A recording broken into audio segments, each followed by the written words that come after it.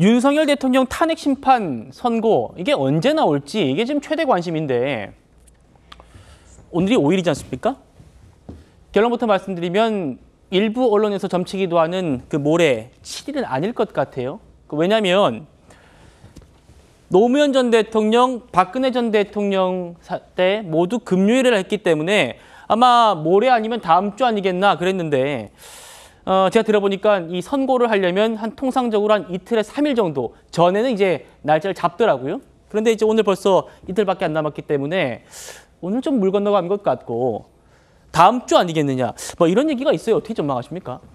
이제 지난 과거 선례에 비춰봐서 이번 주 선고는 어려울 것 같고요. 지금 통상적으로 평의가 계속 진행되고 있는데 다 예상했던 바와 같이 탄핵 소추 사유에 대해서 정리하는데 그렇게 오랜 시간이 걸릴 것 같지는 않아서 대부분 예상이 3월 둘째 주였습니다. 그러면 아마 예상대로라고 하면 다음 주 초중에 2, 3일 후로 선고일을 예정이 발표할 가능성이 있고 꼭 금요일이 정해져 있는 건 아니고 지금까지 화요일과 목요일에 재판을 진행해 왔기 때문에 이번 주까지 평의를 거쳐서 어느 정도 평결 결과까지 확정이 되면 그 결정문도 어느 정도 그러니까 인용시, 기각시에 대해서 초안 정도는 다 만들어져 있을 겁니다. 그러면 이 평의의 평결을 거쳐서 이 재판관들의 입장이 정리가 된다면 내주 초에 선고일을 발표하고 내주 중에 선고일이 될 수도 있겠다 이렇게 예상됩니다. 예, 윤석열 대통령의 선고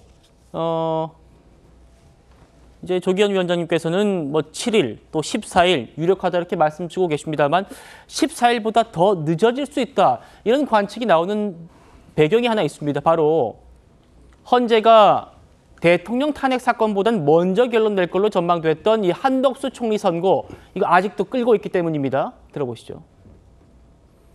한평생 국민을 섬긴 사람으로서 제게 남은 꿈은 단 한 가지, 하루빨리 불합리한 혐의를 벗고 국민께 약속드린 마지막 소임을 다하는 것입니다. 세계 질서가 재편될 때 정부가 적시에 대응하지 않으면 미래 세대가 오래도록 혹독한 대가를 치러야 합니다. 제가 저희 자리로 서둘러 돌아가야 하는 이유도 바로 거기에 있다고 생각합니다.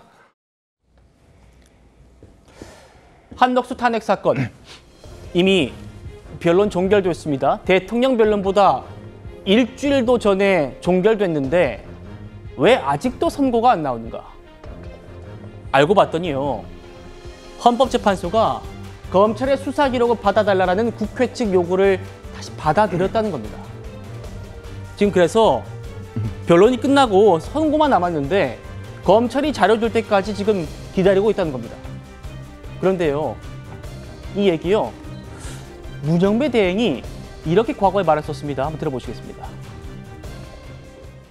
공수처라든가는 회신이 왔습니다만은 지금 주력으로 있는 곳은 사실은 검찰청에 있습니다. 근데 검찰청에서는 그걸 송부받고도 아직 제출하지 않고 있는 상황이고 검토를 해보겠다 이런 상황이어서 같은 건인데 대통령 탄핵 사건 건은 다 주면서 국무총리 탄핵 사건에는 주지 않는다. 그럴 이유는 저는 없다고 보거든요. 다시 한번 길을 열어주셨으면 좋겠습니다.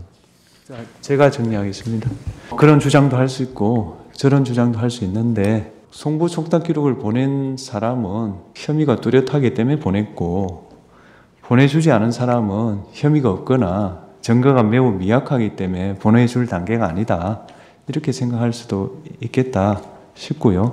기본적으로 탄핵소추는 입증 책임을 국회에 지우고 있고 국회에게는 탄핵소추 의결 전에 법사위 해부에서 조사할 수 있는 권한을 주었습니다. 그걸 포기하고 여기 들어왔을 때는 그에 따른 불이익도 감수해야지 마냥 수사기관의 선의에 기대해서 탄핵소추 절차를 진행하겠다는 것은 저로서는 반드시 그래야 된다는 의무감을 못 느낍니다. 문영배 대행이 저렇게 정리했던 일입니다. 연종 의원님. 네. 한덕수 총리는 혐의가 없겠지. 미약하겠지. 그러니까 검찰이 자료 안 주겠지. 국회 측이 그 정도 불이익을 좀 감수해야지. 이렇게 지금 결론 내린 상태였는데 헌재가 지금 변론 종결시켜놓고 다시 검찰 자료 받을 때까지 기다리고 있다는 거. 입장 바뀐 건가요? 글쎄 좀 이해할 수 없는 일인데 조금 전 문영배 대행도 이야기를 했지만 한덕수 총리에 대한 이 탄핵건 자체는 저는 그렇게 복잡한 사건이 아니라고 봅니다. 왜냐하면 이게 뭐 워낙 그 검찰 이 법사위 측에서 이제 민주당 측에 제기할 때부터 이 사실 자체가 좀 불투명하고 또 이 다투기가 어려운 다투기가 별로 그렇게 문제가 안 되는 문제들을 많이 제기를 예. 했었거든요. 그래서 당시에 헌재 심판 과정도 90분 만에 다 끝나버렸습니다. 그럼 그만큼 다툼의 여지가 별로 없다는 거 아니겠습니까?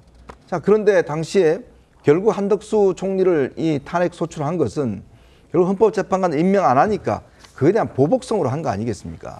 그래서 지금 이야기를 하는 게 당시에 이 한덕수 총리 측 변호인도 이야기를 했지만 지금 통상 문제가 지금 굉장히 중요한 문제입니다. 빨리 어떤 이 한덕수 총리를 다시 이제 복귀시켜서 일단 대행 체제로 가서 그래야지만이 지금 국익을 지킬 수 있겠다라고 그렇게 이야기했는데 이제 와서 검찰 기록을 다시 보겠다는 건 전 납득하기 어렵고 예. 또 하나는 아마 뭐 논쟁이 붙는다면 이 한덕수 대행에 대한 이제 이 탄핵 요건이 200석이냐 151석이냐 그게 이 있죠. 문제가 좀 논란이 될 수는 있겠지만 그러나 한덕수 대행의 이 탄핵 본건에 대해서는 제가 볼 때는 이론의 여지가 없다고 보는 것인데 이것 때문에 지금 이번 주도 넘어가는 거 아니겠습니까? 글쎄 헌재가 너무 늦다라는 그런 지적들을 많이 받아왔는데 예. 저렇게 이야기를 해놓고 또 이 나중에 평의에서는 다시 자료를 받는다? 글쎄요. 이거 참 계속 늦어지면 우리 국익만 훼손되는 거 아니겠습니까? 예.